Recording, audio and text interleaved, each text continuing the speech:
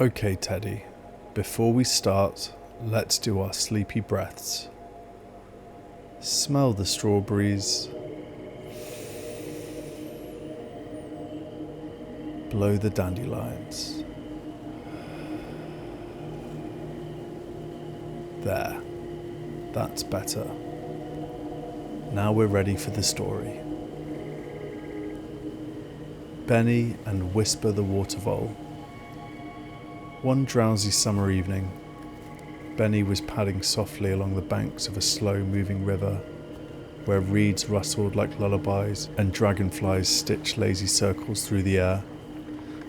He followed the gentle gurgle of the water until he spotted something small and furry perched on a lilypad raft, nibbling a wild strawberry. "Hello," Benny whispered. The little creature jumped, then smiled. "Oh, I didn't hear you coming. I'm Whisper. I'm a water vole, and a bit of a floatabout." Benny tilted his head. "A floatabout?" Whisper nodded proudly. "I drift wherever the current takes me. I've seen the midnight reeds, the cloud mirror pools, even the secret sandbanks where the moon leaves messages and shells." Benny's eyes widened. "Can I float with you?" Without a word, Whisper patted the lilypad beside him. Benny climbed aboard, and together they drifted downstream, past sleeping ducklings and lily lanterns that glowed with firefly light. As the raft bobbed gently, Whisper whispered, of course. "If you listen carefully, you can hear the water remembering every dream it's ever carried." And soon enough, Benny could hear soft murmurs in the ripples, snippets of old lullabies, tales told to tadpoles, the hum of bees from last summer, even a giggle from a fish tickled by a pebble. They floated until the stars blinked sleepily awake. Then Whisper steered the raft to shore and said, "This is your stop, Benny. But if you ever need a quiet ride, just follow the river's sigh." Benny waved goodbye and padded home, feeling as if he'd been rocked to sleep by the world itself. The end.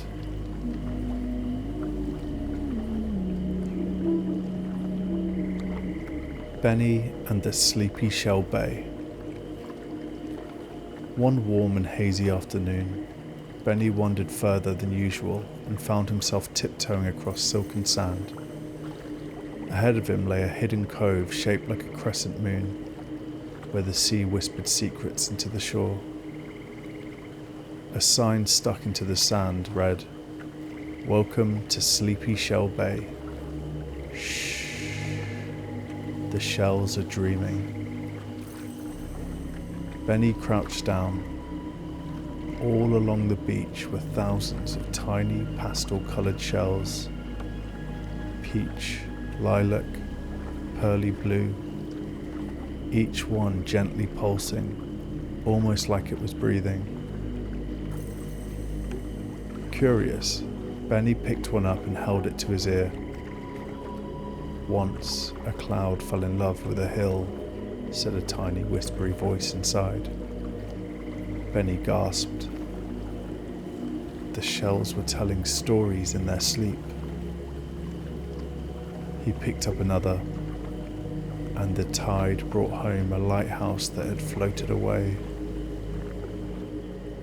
Benny tiptoed carefully, not wanting to disturb them. But just then, a tall figure appeared wearing sandals and a sun hat made of woven seaweed. "Hello there," said the figure kindly. "I'm Myrtle. I look after the dreams of the shells." Benny smiled shyly. "They're telling stories." Myrtle nodded. Every shell remembers one tale the sea told it. Some remember ship cats. Some remember seagull songs. Some remember dolphins giggling under moonlight. She handed Benny a soft velvet pouch. Pick one to take home. The story will change each time you listen, depending on the wind. Benny chose a shell shaped like a teardrop and placed it carefully in the pouch. That night, just before bed, he listened again. And the sandcastle became a real castle, with tiny crabs for guards and jellyfish chandeliers. Benny smiled, hugged Teddy, and drifted off, waves still whispering in his ears. The end. Benny and the cloud that didn't fit in. It was a golden afternoon, and Benny had settled into a hammock made from ivy and old kites, gently swinging between two apple trees. The breeze was warm and the leaves whispered in lazy spirals above him. Suddenly, Benny heard a familiar flutter. "Auntie Periwinkle," he said, sitting up. The wise old magpie landed beside him, a sprig of lavender tucked behind one ear. "You look like you've been collecting stories," Benny said. Auntie Periwinkle chuckled. "I always am, little bear. Want to hear one?" Benny nodded and snuggled down into the hammock as Aunt Periwinkle began. "Once," she said, "there was a little cloud called Nib. Nib was smaller than the others, fluffier, and very, very pink." "You're the wrong colour," said the grey clouds. "You're too soft," said the storm clouds. "You don't even know how to rain," said the thunder clouds. So Nib drifted away, quiet and low, until she came across a field of wind chimes. They hung from the branches of tall, twisty trees, and they sang when Nib floated over them. The chimes giggled and said, "You're perfect. You tickle us just right." So Nib stayed for a while, helping the wind play songs the world had never heard. Then one day, the sky turned heavy and grey.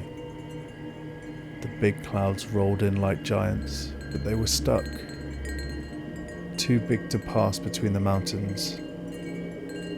Nib, soft and pink and nimble, floated right through the smallest gap and whispered to the breeze, "Follow me." Together they cleared the way. The heavy clouds rolled on grateful, and from that day forward they made sure to leave space for the pink ones too. Aunt Periwinkle stopped, her feathers ruffling in the breeze. Benny sighed. "I like Nib. She found where she belonged." "She sure did," said Auntie Periwinkle, hopping into the sky. "And so will you, wherever you go." The hammock creaked softly as Benny closed his eyes, dreaming of wind chimes and pink clouds floating gently home. The end.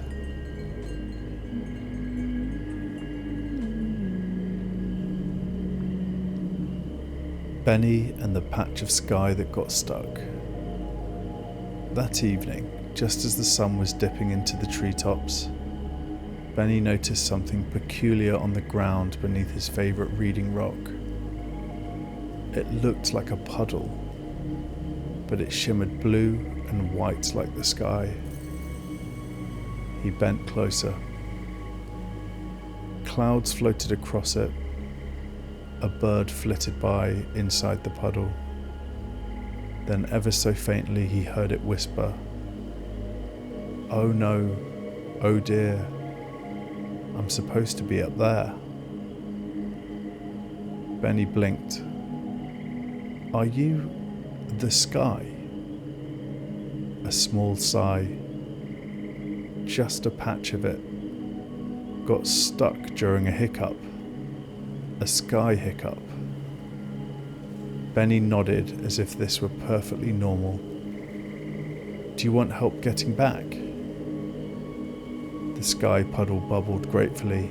"Yes, please. It's terribly cramped down here, and the ants keep asking for sunshine schedules." Benny thought. Then he ran and fetched an old kite he'd found in the woods, tangled but bright and brave. He tied a ribbon to its tail, dipped the string into the puddle, and whispered, "Hold on." With a gust of evening wind and a leap of hope, Benny sent the kite soaring. The puddle stretched, shimmered, and suddenly, whoosh! The patch of sky zipped up, stitched itself back into the heavens, and let out a happy sigh.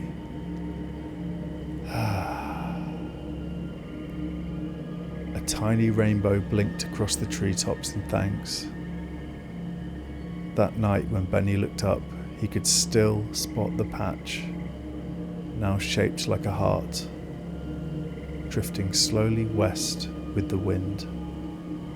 The end. Benny and the glass Armonica Grove. Twilight had fallen soft and slow. The sky was a sleepy blend of lilac and blush, and Benny wandered through the whispering meadow with Teddy tucked under his arm. That's when he heard it. A sound like starlight melting, a shimmer, a sigh, a song made of mist. He followed the music, heart slow and eyes wide, until he reached a hidden grove where moonflowers bloomed. In the middle stood a ring of tall, smooth glass trees, each one hollow and glowing faintly from within. Floating around them were delicate glass discs, gently spinning. A figure moved among them, an old badger in a velvet waistcoat, dipping his fingers into a bowl of water and lightly touching the spinning glass. The grove sang, not loudly, not brightly, but like a secret between dreams. "Welcome," the badger whispered. "I'm Oswin. This is the glass Armonica Grove." Benny watched amazed as Oswin played. Each note made the fireflies flicker. Each hum made the petals sway. Some notes were high and clear like wishes, others deep and low like whale songs. "Every evening," Oswin explained, "we sing the day to sleep." He beckoned Benny forward. "Would you like to try?" Benny dipped his paw in the water and reached for a disc. When he touched it, the glass bloomed with sound, a single silvery note that floated up and out, curling like a ribbon into the stars. Together, Benny and Oswin played a lullaby of glimmering, glowing notes, soft enough to soothe even the sun. And when the final tone faded into the hush, Benny curled up under the glass trees, the last echoes of the harmonica wrapping around him like a sleepy hug. The end.